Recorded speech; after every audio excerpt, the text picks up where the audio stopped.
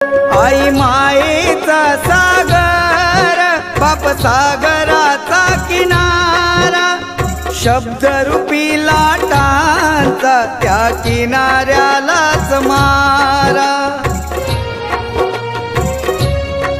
लेकाच्या भविष्यासाठी बाप दिन रात धडपडतो.